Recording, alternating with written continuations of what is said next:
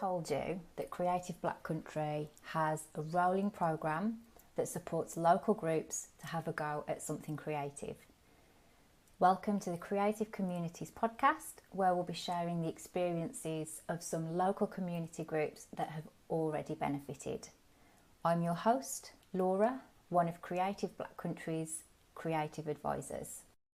In this episode, I'm chatting to Rob and Ruth about a go and see that they co-created with a community group in Smethwick, Sandwell.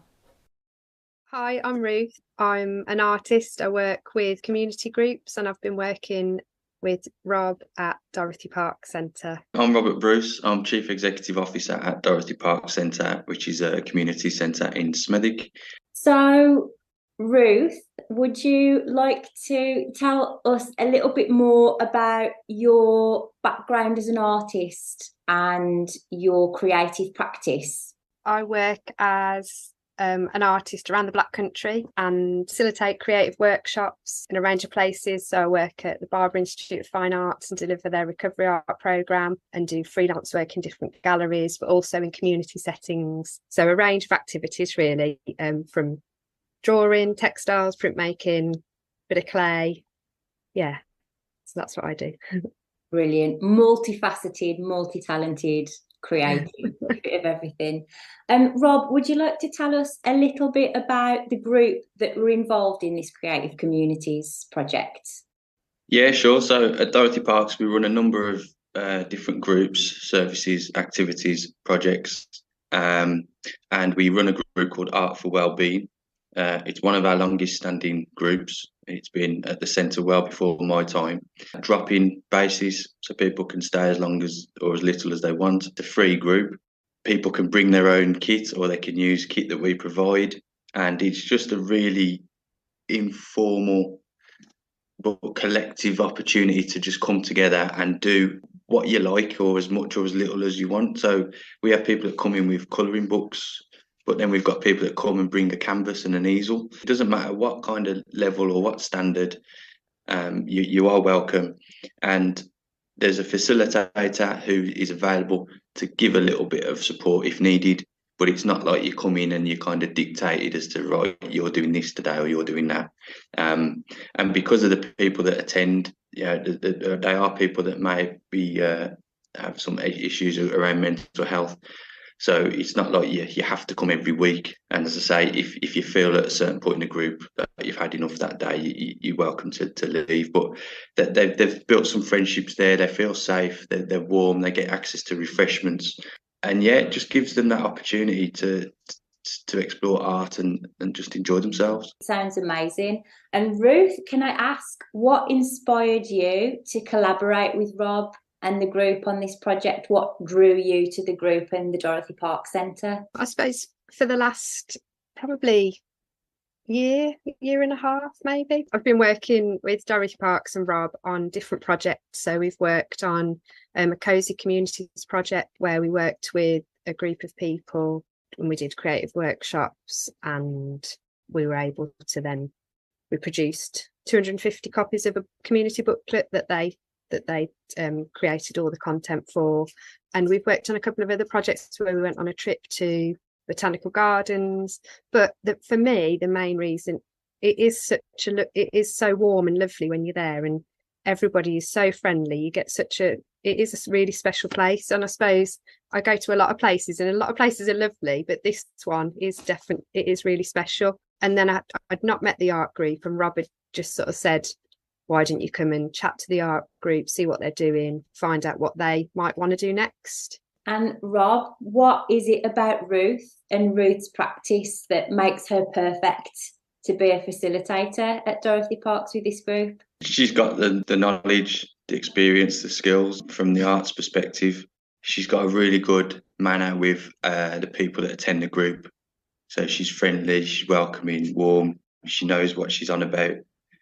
She's quite adaptable. So what's interesting at the group, we have younger people there, we have older people, we have people with access issues at times, and yeah, you have to be quite flexible. And Ruth brings all that, and Ruth is very creative and thinks outside the box. and that's what we like, because it brings new ideas, and the fact that she's not here like all the time is great as well, because when she does come in, she can see things from a different perspective, and there may be things that Ruth has learned and done at other places, and if it's worked there, she can bring it here and see if it'll work for us. So yeah, now she's just all round easygoing, and she's Stourbridge, so not too far away, and knows the area. So this is what Creative Communities is all about. It's about pairing the right community group and the right venue with the right artist, and it seems like you guys have done that absolutely perfectly. So thinking just about the Creative Communities project that you've recently completed, I think, Ruth, you said last week you had the final session. Could you just briefly explain, Ruth, what the project was and what the idea around the project and about the project is?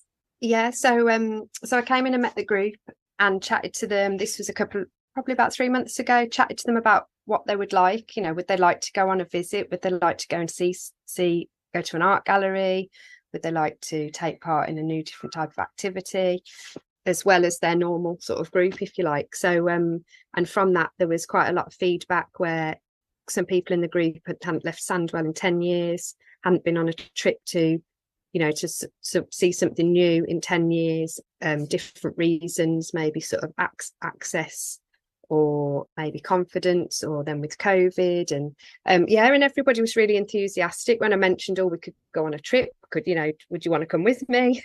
They seemed really up for it. And then I suppose because I work at the Barber Institute as a freelancer, I work on their recovery art program, it seemed like a really good connection to make, and to sort of link Rob up with Flora, who's the learning and engagement manager there, and she's just brilliant, and just make that connection really, and to see if we could arrange a visit and then a possible creative workshop then back at Dorothy Parkes, reflecting on what we'd done, but then they could also learn a new skill. So we did some clay. That was what they said, they'd like to work with clay, just air drying clay, something really simple but something really nice. And that's how it sort of started to come about really, I think. But we did our last session this Tuesday, so we were just 2 sessions, one session at the Barber Institute, one session back at Dorothy Parkes. Fantastic, thanks Ruth. And as well with Creative Communities, it is about the group having that input, isn't it, and having those conversations with people like Rob and with art facilitators like yourself, and asking them, what would you like to do, what would you like to see, and collaborating together to come up with an activity that people have co-designed, which is, again, you've done that absolutely fantastic.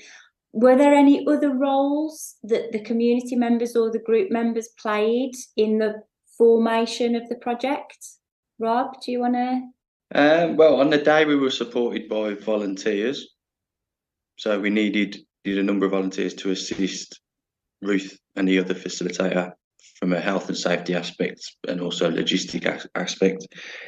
So we're fortunate that we've got a bank of volunteers at the centre, and we were able to have a number of volunteers attend that on the day to support. I just think through the networking that Ruth did, and through coming in at that time a couple of months prior, she really was able to get a good insight from the people as to what actually they would like to do. And like you've just said, that's vital, because it gives them ownership of it as well, and a part to play, so they feel involved and engaged, and it isn't like, as I said earlier, it's not like they've been dictated to. They've had the opportunity to be involved from the start, so you've got that engagement and that buy-in then all throughout the process. It's really important to include people, and that they feel that they're heard and they've got a voice and they're part of the conversation, because the formation of the project is a creative act within itself, isn't it? So I think it's really important to give groups that agency to decide. I think as well, you get a bit more like trust as well, because it's so easy to go around asking people, what would you like? And then they put the voices forward and then nothing happens. So the fact that you actually then carry it out, if we'll be looking to do more things in the future, and they'll know that we're taking it serious and that we do value their input. It's not like 15 of them said, "Oh, we want to do this," and then we've picked the other option. We'll go with the majority, and we'll go with what they've presented. So I think it just gives you a bit more credibility that actually, yeah, I am being taken seriously and being thought about. And that's really important in confidence building as well, isn't it? Not just the creative activity and building people's creative confidence, it's just building people's confidence generally, isn't it? And like you say, Rob, building that trust, having those conversations, having that exchange, especially with your group. You know, you mentioned that some of the folks maybe navigate some mental health issues and access issues, you know, really important for them to build that confidence. So thinking about the project, this Creative Communities project, from start to finish, what do you feel were the key steps? Do you think that there are any key steps throughout that process that, you know, if someone was thinking about doing a Creative Communities project, but maybe they feel that it might be too complicated, or they're not capable, or it isn't for them, could you simplify your process for them just in a few key steps right from the beginning through to completion?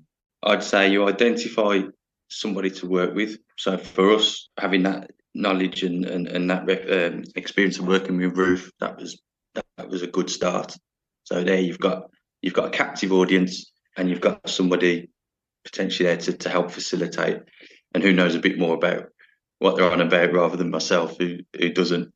So you get that link. Then was the engagement with the group. Okay, come in, right, we might have a potential to get hold of some seed money. What should we be doing with it? What could we do that you think we get the most value out? Do that engagement activity, get some ideas on paper. Then I think you'd come back to Creative Black Country, and we had support from Richard, where we can say, right, these are a couple of ideas. Get that input from Richard from the Creative Black Country side of things, and he can say whether or not, you know, is that realistic, is it achievable, etc., etc. Fine tune it a little bit, come up with a plan, and then get your idea down on paper. And what was good is that the Creative Black Country, you know, they call it an expression of interest. I've got ours here, which it's literally like 3 sides of A4. Don't try and make it really complex. Keep it simple. And for us, it was just a few questions, you know, the who, where, what, why, any challenges we might encounter. Try and be aware of that in advance. And then, yeah, put your proposal forward. Obviously, a budget comes into play. So I think we were given almost like a ceiling, an amount we wouldn't go over. So get your budgeting in place, and then we sent the bid. Logistics, easy peasy. And yeah, the expression of interest, we try and keep it as simple as possible. It is literally, who are you? What do you want to do? Why do you want to do it? Where are you going to do it? Who are you going to do it with? And how much seed money do you need to do it? So that's brilliant, clear, step by step about the organisation process. There was other thing as well that we got from Richard, which I thought was really helpful, was like, don't set yourself up to fail. Don't set unrealistic targets. Don't say you're going to do this and help 300 people. You know, if you help 10 people, that's fine. Don't get hung up on, and I know why you're saying that. I've quite experienced various fundraising, funding and stuff, but in terms of applications, and you can sometimes think you've got to hit really high targets. And Richard was always sort of reassuring, saying, look, just be honest, and if you're going to help 10 people, 10 people's great. And that's a really important message as well. And each borough has got a creative advisor. So Rich is the fantastic creative advisor for Sandwell, and he looks after Walsall as well. And that's completely right. We say everything is learning, and having 10 people doing a creative activity is better than no people doing a creative activity. So yeah, that's really good advice from your creative advisor. Thanks, Rob. And Ruth, in terms of the creativity and the creativity of the workshop, can you share some insights into your creative and your artistic process? maybe including the materials and the techniques that you used with the group? I could talk a bit about what happened at the art gallery, actually, because Flora Kay, who I'd said was like learning engagement manager there, she did like an amazing welcome. It was really light touch. It was just really friendly, but not overwhelming. The space is just amazing. And everybody was sort of wowed by all like the really famous artworks. But there was like a calmness as well when everybody was in the gallery, and that they've talked about that when they've reflected after. And then there was a handling activity on. So Flora had arranged with Maria, who looks after all the coin collection there, to have a handling activity where they could handle some of the coins, and she was giving them loads of like really, really interesting information, and people were just stood around and looking, and you know, they could hold some of the coins as magnifying glasses. It was like these really, I didn't get a chance to listen that much, but some really, really old pure gold tiny little coins, you know, and it was just lovely to sort of have that like tactile side of it, because obviously with all the other artwork it's very much like, you know, can't touch anything and you feel very. And then yeah, she gave some really interesting talks, and people were responding, and at first they were quiet, but by the end of the visit, you know, everybody was sort of like, people were asking her questions, and you know, it was just great to see. And then we could all sit down and have lunch after in a really nice open space.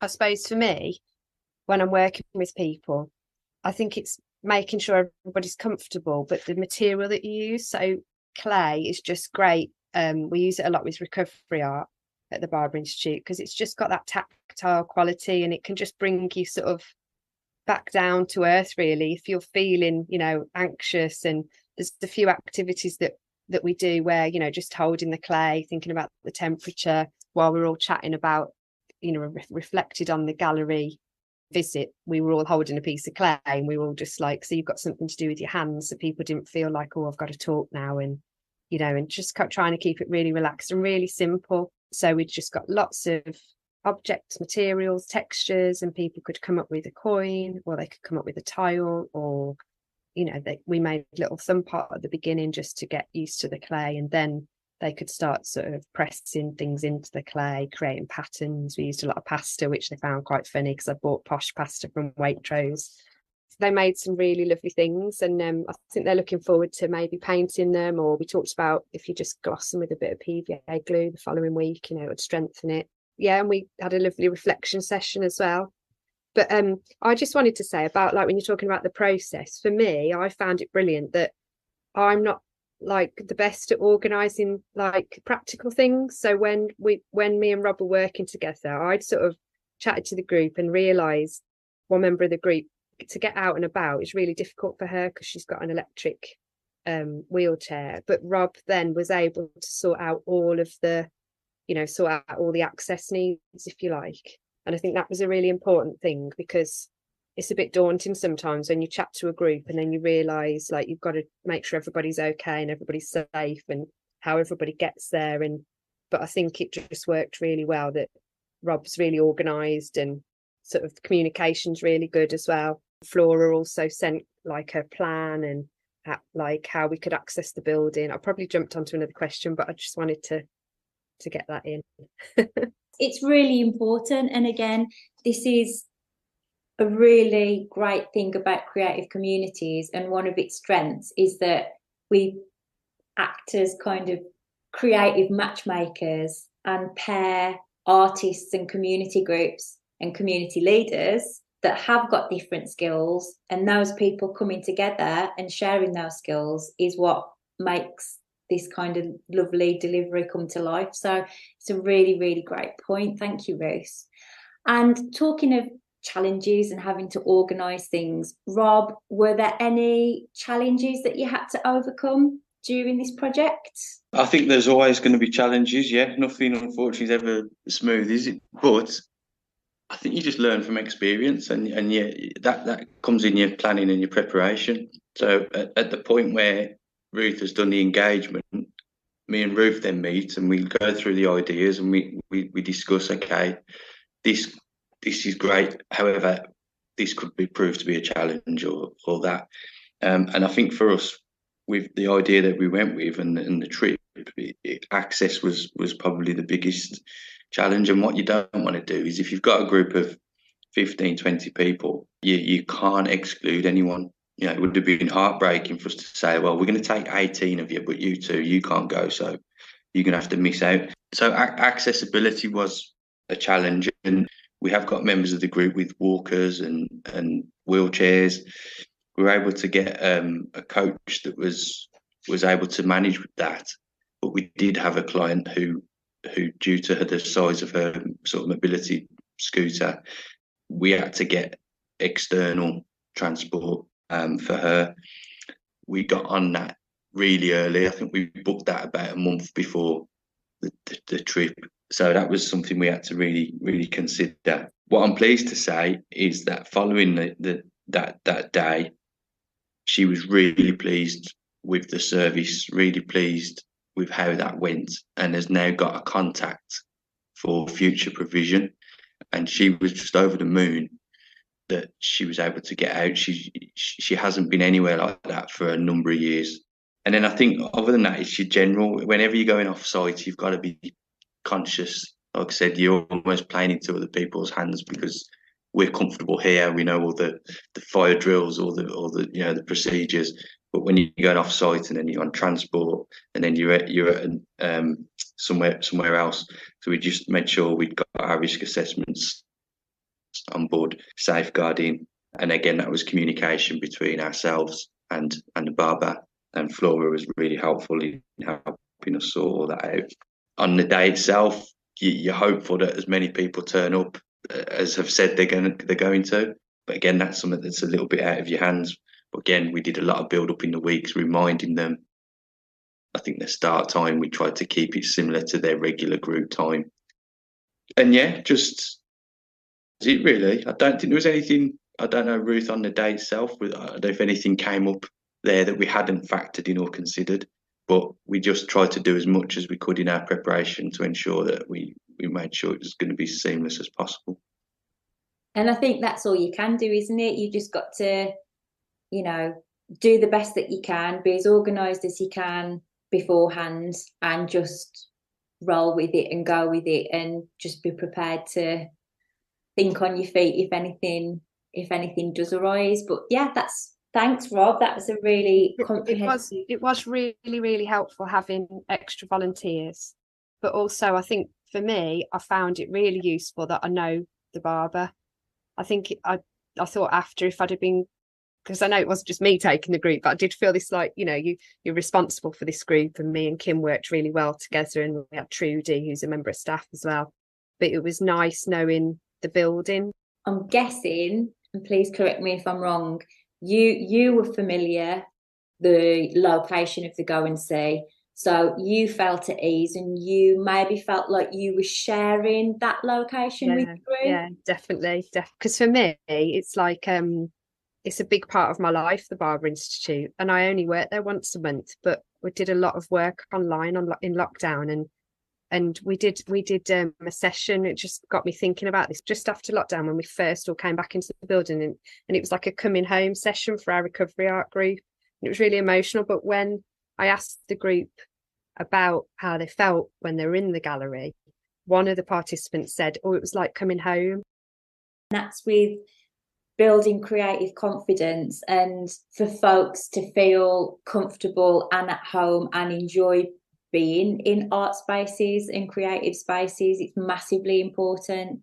So following on from that, were there any moments during your Creative Communities project, Ruth, that brought you a sense of pride or satisfaction, or was particularly emotive for you? Yeah, I mean, just then that feels really emotional. But then also, like, to hear Rob talk about one of the participants' difficulties that she has sort of getting to places, and the fact now that hopefully, it's sort of changed a lot of things for her, and to see her in the gallery. And we've already touched on this and spoken about this, but thinking about the group of people that you both worked with and supported, how do you think that this Creative Communities project has impacted them either creatively or socially? I think obviously the project itself for us only ended on Tuesday. However, the lady that we've spoke about already so far, she was at the centre yesterday for the knitting and crochet group, and like we saw her and we were like, "It's not Tuesday." She was like, "I know, but I want to come to the knitting group," and I thought, brilliant. You know, she's obviously got the confidence now to go into that other group. And every time I went in, she had somebody with her, and they were talking about all the different routines of knitting and the techniques. And yeah, I just thought, wow, this is amazing. But yeah, just looking at some of the comments, I mean, we've got it was a really brilliant, loved every minute. We've got amazing, loved the day, and it was so nice to be looked after. It was very informative. Everything was well explained, and was able to make some beads for jewelry. It was interesting, it was beautiful, and it was really accessible. It was interesting and inclusive. And I've looked, and the youngest person I think that went was 34, and the oldest person that went was 72. We had males, we had females. It's quite a diverse group as well. I just think it just helps break down barriers, I think, and give people the confidence that there are things out there. One of the men that comes to the group, he was just sort of saying, "Oh, I get anxiety pains," and when in the gallery, it kept me occupied. It basically said it kept his mind occupied. And then somebody that he was chatting to said that they'd been feeling quite poorly the week before and didn't know if they'd be able to go, but they went and they felt like the trip lifted them. The workshop after the visit made me realise it's really important to have that time to then chat and reflect with them. That's really gorgeous feedback, isn't it? And did you notice any changes in the community dynamics or the cohesion of the group because of the activity? I suppose, Rob, you know the group better than me because I've only worked with them a couple of times. Yeah, so I think maybe give it a couple of weeks, and we could have a session where we reflect and ask the group themselves, has it changed anything for you? Have you been doing anything differently? I had the one example straight away, the lady coming yesterday. It'd be interesting to see for a few of the others if there's any change there. And I think that from the direct impact on the people themselves, but I also think that us having the opportunity to do things like this helps us as an organisation, because we now got an eye on, okay, what can we do next? And we've now got something almost like a pilot, isn't it? We've got something that we've tried, something that we feel that was beneficial. So is there a chance for us now to use that knowledge and experience to formulate an application for a project where we perhaps can do this a bit more regularly? And just to finish off, I'll ask both of you, but Rob, if you could go first, what advice would you give to other community groups that are thinking about having a go at creative communities but maybe are a little bit unsure? My advice would be just to get in touch with Creative Black Country. Simple as that. Don't worry at this stage as to what the idea is or how you're going to get there in the end. Just have a chat, put your ideas forward and go for it. There is absolutely nothing to lose. This wasn't onerous in terms of time. It was yes, we had a couple of meetings, and yes, there was a little bit behind the scenes that we spoke about in terms of arrangements, logistics, etc. But that's the nature of project building. You have to put something into it. It doesn't just happen. So yeah, go for it. Be open-minded. Don't worry if it's you think it's a stupid idea, because there's probably something within it that you can take forward. And yeah, just go for it, because you will help make a difference. And Ruth, as an artist and a creative, have you got any advice or insights that you'd like to share with other artists and facilitators who are maybe thinking about doing community and group work like you do? It's getting to know the people and sort of like working closely together in a way. It's sort of like, I'm really glad that Rob said, come and meet the Tuesday group, come in and chat to them. So, it's nice to have that sort of come on in and see them. Yeah, and just finding out about how it all works and, seeing it happen, if you like. and listening to people, I suppose, as well, for what they want, and then sort of working out how you can sort of make that happen.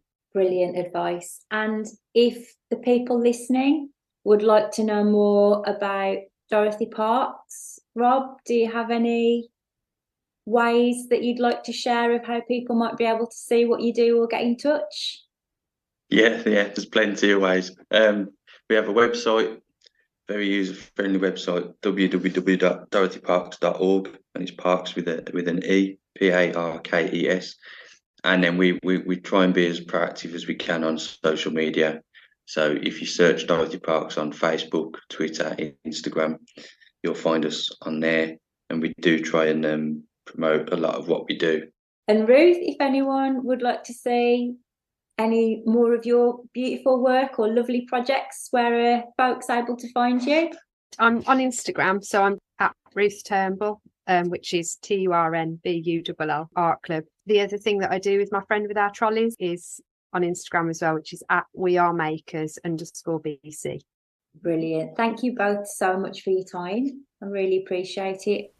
Thank you so much to Rob and Ruth for sharing their experiences of creative communities. If you enjoyed this podcast, you can check out the other episodes covering activity in the Black Country boroughs of Walsall, Wolverhampton and Dudley. And if you'd like more information about Creative Black Country or how you can apply for creative communities, check out our website www.creativeblackcountry.co.uk.